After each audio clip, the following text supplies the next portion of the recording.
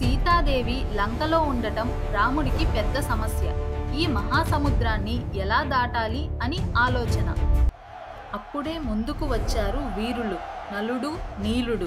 విశ్వకర్మ కుమారుడు నలుడు, అగ్ని కుమారుడు నీలుడు. నీలుడు చిన్నప్పుడి శాపం వల్ల ఆయన వేసిన రాయి సముద్రంలో మునగదు. ఇదే ఆయన బలం. నలుడు బుద్ధితో, నీలుడు శక్తితో లక్షల వానరులు రాళ్లను మోసి సముద్రం మీద వంతెన కట్టారు. ఇదే రామసేతు. దీని మీదుగా లక్షల వానర సైన్యం లంక వైపు దూసుకెళ్ళింది. యుద్ధంలో నలుడు, నీలుడు రాక్షసులను ఓడించారు. రాముని ఆశీస్సులు పొందారు.